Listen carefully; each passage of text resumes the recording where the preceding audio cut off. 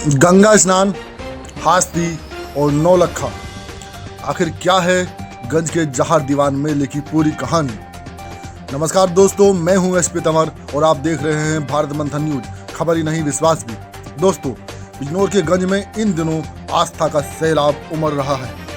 हाथों में छड़ी, हाथों में झंडियां, गंगा घाट पर श्रद्धालुओं की भीड़, जहारवीर के जयकारे और फिर जहारवीर की महारी पर पूजा अर्चना। लेकिन दोस्तों, क्या आपने कभी सोचा है कि आखिर गंज में ही जहारवीर का इतना बड़ा मेला क्यों लगता है? गंगा स्नान की इस परंपरा की शुरुआत कहां से हुई? लोग यहां हास्ती क्यों बोलते हैं? नौलखा का इस कहानी से क्या रिश्ता है? और सबसे बड़ा सवाल, क्या गंज का यह स्थान जहारवीर गोगा जी की जन्मगाथा से ही जुड़ा हुआ है? आज की इस खास रिपोर्ट में हम आपको वही लोक गाथा सुनाने जा रहे हैं जिसे यहाँ पीढ़ियाँ लोकगीतों और कथाओं के जरिए सुनती चली आई हैं। ध्यान रहे, आगे की कहानी स्थानीय लोक मान्यताओं और लोक गाथाओं पर आधारित है। कहानी शुरू होती है राजस्थान के ददरेवा से जुड़ी जहारवीर गोगा जी की लोक गाथा से। इसकी एक महत्वपूर्ण बड़ी कड़ी बिजनौर के रेहड़ और गंज तक भी पहुंचती है। लोक मान्यता के अनुसार जहारवीर की माता बाछल देवी का पीहर रेहड़ में था। बाछल देवी गर्भवती थी। समय बीत गया, महीने गुजरते गए, लेकिन जब 12वां महीना लग गया तब भी जहारवीर का जन्म नहीं हुआ। माता बाछल चिंतित हो उठी, आखिर गर्भ का समय इतना लंबा क्यों हो रहा है? इसी बीच लोक गाथा में एक अद्भुत प्रसंग आता है। कहा जाता है कि गर्भ के भीतर से ही जहारवीर ने अपनी माता से कहा, मैं ननिहाल में जन्म नहीं लूंगा। माता बाछल ने कहा, लेकिन मैं अपने ससुराल कैसे जाऊं? बिना बुलाए वहां कैसे जा सकती हूं? अब कहानी में आता है एक और चमत्कारिक प्रसंग। लोक मान्यता के अनुसार जहारवीर ने अपने दादा को स्वप्न में दर्शन दिए।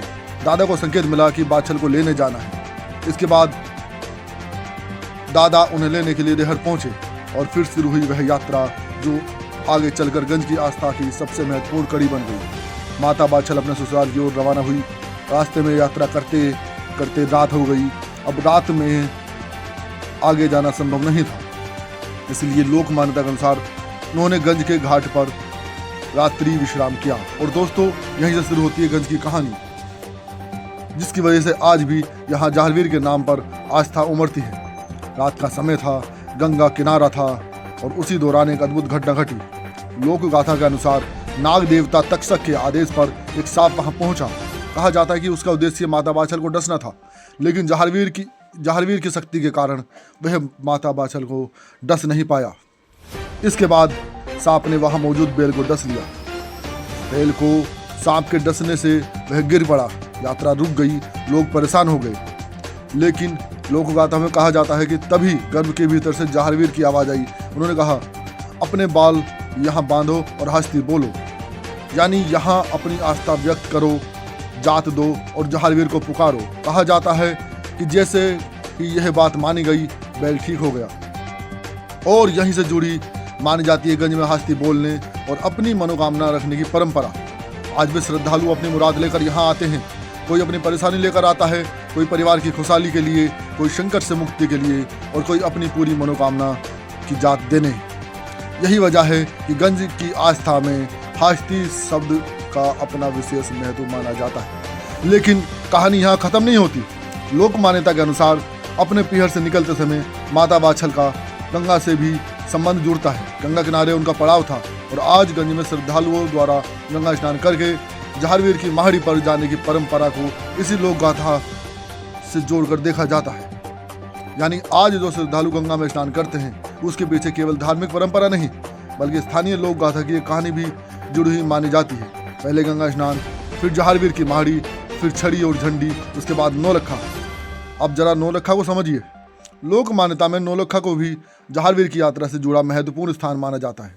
कहा जाता है कि माता बाछल की यात्रा में यह क्षेत्र महत्वपूर्ण पड़ाव रहा। आज भी गंज की धार्मिक परंपरा में नौलखा का नाम बड़ी श्रद्धा से लिया जाता है। इसलिए जब श्रद्धालु गंज आते हैं तो गंगा स्नान और जहारवीर की महाड़ी पर पूजा के बाद नौलखा की ओर भी जाते हैं। यानी इस पूरी आस्था में कई कड़ियाँ एक दूसरे से जुड़ी हुई दिखाई देती हैं। रेहड़ माता बाछल, गंगा घाट गंज, जहारवीर की हस्ती, महाड़ी और नौलखा। जरा सोचिए, जिस स्थान पर लोक गाथा के अनुसार माता बाछल ने रात बिताई, जहां सांप और बेल से जुड़ा वह अद्भुत प्रसंग बताया जाता है, जहां गर्भ में पल रहे जहारवीर की आवाज से जुड़ी हस्ती की परंपरा मानी जाती है, वही स्थान आज हजारों श्रद्धालुओं की आस्था का केंद्र बना हुआ है। यही कारण है कि गंज का जहारद्वार मेला एक सामान्य मेला नहीं है, इसके पीछे पूरी लोक गाथा है। अब सवाल आता है, जहारवीर गोगा जी की पूजा आखिर क्यों होती है? लोक मान्यता में उन्हें वीर योद्धा भी माना जाता है, लोक देवता भी, और सबसे महत्वपूर्ण रूप से नाग देवता के अवतार के रूप में भी उनकी पूजा की जाती है। इसी वजह से सर्पदंश से रक्षा की लोक आस्था भी उनसे जुड़ी हुई है। पुराने समय में गांवों और खेतों में सांपों का भय बहुत हुआ करता था। ऐसे समय में लोग जहारवीर को संकट से बचाने वाला देवता मानकर उनके शरण में जाते थे। यही विश्वास आज भी अनेक श्रद्धालुओं के बीच दिखाई देता है। जहारवीर की जन्म कथा में गुरु गोरखनाथ का भी विशेष महत्व बताया जाता है। लोक मान्यता के अनुसार गुरु गोरखनाथ के आशीर्वाद से जहारवीर का जन्म हुआ। आगे चलकर उनकी वीरता और अनेक कथाएं लोकगीतों में गाई गई। उनके भाइयों के साथ संघर्ष की कथा भी लोक गाथाओं में मिलती है। फिर महमूद गजनवी की सेना से युद्ध का प्रसंग आता है। लोक मान्यता के अनुसार जहारवीर ने अपने लोगों की रक्षा के लिए युद्ध किया और इसी संघर्ष में वीरगति प्राप्त की। उनके पराक्रम की अनेक कथाएं लोकगीतों में पीढ़ी दर पीढ़ी सुनाई जाती रही हैं। लेकिन यहाँ यह भी समझना जरूरी है कि इन घटनाओं के कई विवरण लोक गाथाओं और लोक मान्यताओं का हिस्सा है। जहारवीर से जुड़ी आस्था में उनकी समाधि का भी विशेष महत्व है। यानी उनकी कहानी केवल जन्म और युद्ध तक सीमित नहीं रहती, बल्कि समाधि के बाद भी उनकी लोक आस्था लगातार बढ़ती चली जाती है। अब बात करते हैं छड़ी और झंडी की। मेले में इतनी बड़ी संख्या में श्रद्धालु छड़ी लेकर क्यों चलते हैं?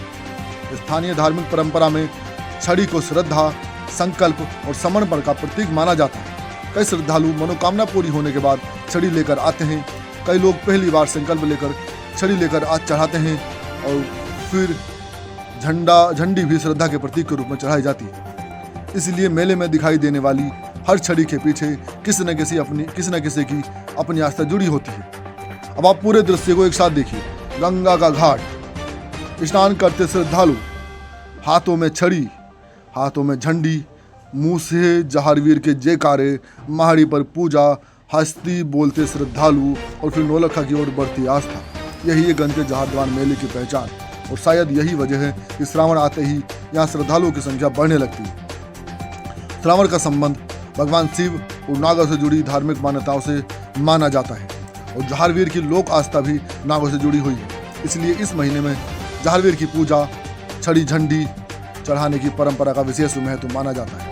अब बात करते हैं मेले की सुरक्षा व्यवस्था की। बड़ी संख्या में श्रद्धालुओं की भीड़ को देखते हुए पुलिस और प्रशासन की ओर से व्यापक इंतजाम किए गए हैं। सुरक्षा व्यवस्था में 1 निरीक्षक, 10 उप निरीक्षक, 28 महिला कांस्टेबल, 70 कांस्टेबल तैनात किए गए हैं। इसके अलावा अग्निशमन वाहन और यातायात पुलिस की भी व्यवस्था की गई है। भीड़ नियंत्रण, यातायात व्यवस्था और किसी भी आपात स्थिति से निपटने के लिए प्रशासन की नजर बनी हुई है।